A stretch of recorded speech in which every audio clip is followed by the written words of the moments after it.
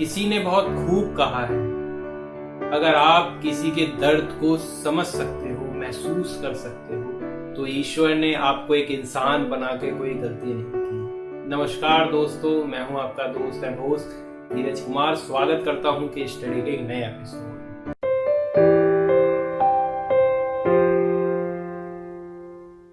हमारी आज की ये स्टोरी महात्मा बुद्ध के एक किस्से पर आधारित है।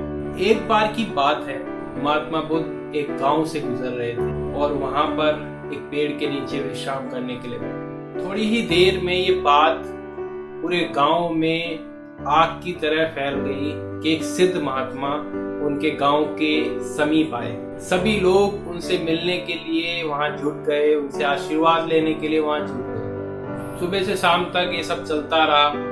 फिर सभी लोग अपने घर पे वापस आ गए। तब एक किसान जो दिन भर मेहनत करके शाम को घर लौटा था, तो उसकी पत्नी ने उसे बताया कि गांव के पास एक सिद्ध महात्मा आए हैं, जिनसे अगर आप अपनी परेशानियों का समाधान मांगेंगे तो वो आपको जरूर कुछ ना कुछ ऐसा समाधान या आशीर्वाद देंगे जिससे आपकी सारी समस्याएं समाप्त हो जाएंगी। इतनी सी बात सुनते ही वो किसान भी महात्मा बुद्ध के पास आया, उनको दंडवत प्रणाम किया और अपनी सारी समस्याएं को बताई। उसने बोला कि मैं दिन भर खेती करता हूँ, मेहनत करता हूँ, 3-4 महीने में अपनी फसल को तैयार करता हूँ, फिर बारिश आती है, ओले पड़ते हैं, फसल खराब हो। फिर भी एक इंसान होने के नाते मैं हार नहीं मानता और फिर से मैं दोबारा मेहनत करता हूँ, अपनी फसल को तैयार करता हूँ, फिर बारिश ना होने की वजह से फसल खराब।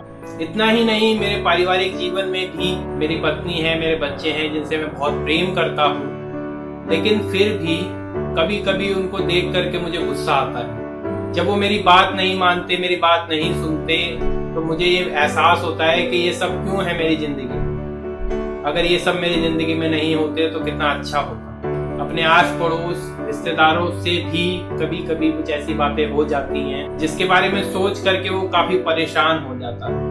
ये सभी बातें उसने महात्मा बुद्ध को बताई और महात्मा बुद्ध चुपचाप शांति से उसकी सारी बातें सुनते हैं। आखिर में उसने बोला कि प्रभु, आप तो ज्ञानी हैं, तो आप मुझे इन समस्याओं का समाधान बताइए। महात्मा बुद्ध ने साधारण से शब्दों में उसको एक जवाब दिया कि मैं आपकी समस्याओं का समाधान नहीं कर सकता। जब किसान ने ये बात सुनी तो वो हताश निराश हो गया और ज्यादा परेशान हो गया कि क्या मेरी समस्याएं इतनी बड़ी हैं जो उतने सिद्ध महात्मा भी उसको सॉल्व नहीं कर सकते, उसका समाधान नहीं कर सकते। फिर उसने दोबारा से उनसे गुजारिश की, उनसे रिक्वेस्ट की कि आप कुछ तो समाधान दीजिए। तब महात्मा बुद्ध ने फिर वही बात कहा कि आपने मुझे 10 अपनी समस्याएं गिनवाई हैं जिनको मैं सॉल्व नहीं कर सकता।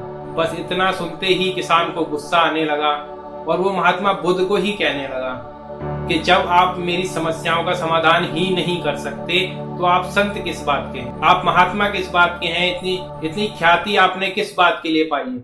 वो महात्मा बुद्ध को ही उल्टा सीधा कहने लगा। तब महात्मा बुद्ध ने उनको समझाया, आपकी 10 समस्याओं का समाधान तो मैं नहीं कर सकता, लेकिन आपकी 11वीं समस्या जो है, जो आप भी नहीं जानते और जो आपने मुझे नहीं बताई, उसका मैं समाधान कर सकता हूँ। तब उस किसान ने महात्मा बुद्ध से कहा कि वो क्या समस्या है प्रभु, जो मैं भी नहीं जानता और मैंने आपको नहीं बताई। तब प्रभु ने बताया कि आपकी 11वीं समस्या ये है कि आपके जीवन में जो समस्या है वो ना हो। कहने का मतलब ये है कि आप ये चाहते हैं जो आपके जीवन में जो चल रहा है, जो समस्याएं आ रही हैं, जो प्रॉब्लम्स आ रही हैं, वो ना हो। यही आपकी सबसे बड़ी समस्या है। महात्मा बुद्ध कहते हैं कि जीवन में जो चीजें हम फेस करते हैं ये समस्याएं नहीं, हमारा टास्क होता है, हमारा काम होता है। सुख और दुख जीवन का एक हिस्सा है, इससे कोई भी आपको छुटकारा नहीं दिला सकता। अब ये आपके ऊपर है, आप इसको किस तरीके से लेते हैं। अगर किसी समस्या को आप एक टास्क के रूप में लेते हैं और अपना पूरा परफॉर्मेंस उसके अंदर देते हैं और सिंपली उसको सॉल्व करते हैं, तो ये आपके लिए एक इक्वेशन बन जाएगा। और अगर आप ये सोच करके परेशान होते रहते हैं कि ये मेरे साथ क्यों हो गया, ये कैसे हो गया, ये सब मेरी जिंदगी में क्यों है, तो कई ऐसे भी एग्जाम्पल आपकी लाइफ में, आपके आस पड़ोस में आपको देखने को मिल जाएंगे जो आपसे भी ज्यादा दुखी।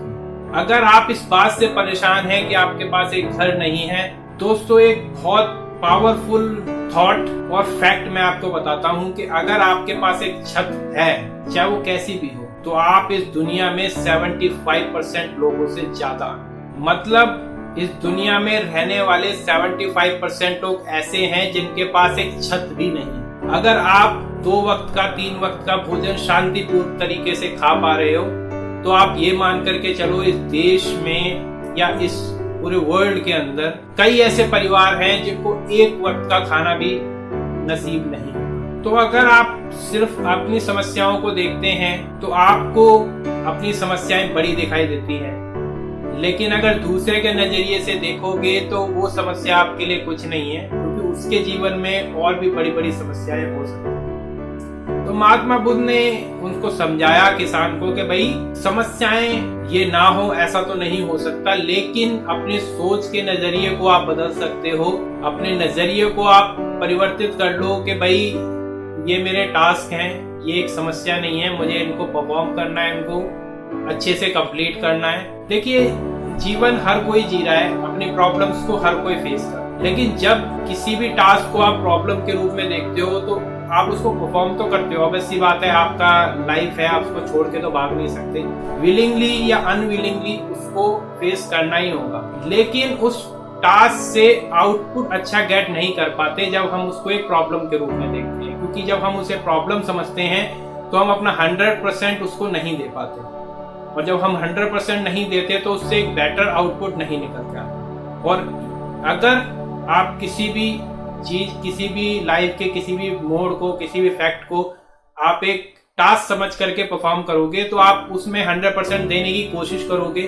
100% नहीं भी दे पाए, 70%, 80%, 90% तक पहुंचोगे और उससे एक बेटर आउटपुट निकल करके आएगा जो आपकी आने वाली लाइफ में आपकी मदद करेगा। बस एक इतनी सी बात थी जो महात्मा बुद्ध ने उस किसान को समझाई। इस स्टोरी का मोरल बस इतना सा ही है कि आपकी लाइफ में जो समस्याएं आ रही हैं आप उसको एक टास्क के रूप में देखें, उसको प्रॉब्लम ना समझें। अब अगर आप प्रॉब्लम समझते भी हैं तब भी आप कुछ नहीं कर सकते, आपको तब भी वो फेस करनी है। तो टास्क के रूप में देखेंगे तो एटलीस्ट ये होगा कि आपका माइंड शांत रहेगा, इससे आप बेटर आउटपुट ले पाओ।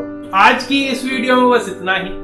अगर ये वीडियो आपको पसंद आती है तो इसे लाइक कीजिए, शेयर कीजिए और सब्सक्राइब कीजिए हमारे चैनल को। और अगर ये वीडियो आप फेसबुक पर देख रहे हैं तो हमारे चैनल को फॉलो कर सकते हैं, लाइक कर सकते हैं। मिलते हैं किसी नई वीडियो में किसी नए टॉपिक के साथ। तब तक के लिए नमस्कार, आदाब, सत श्री अकाल, जय हिंद, जय भारत।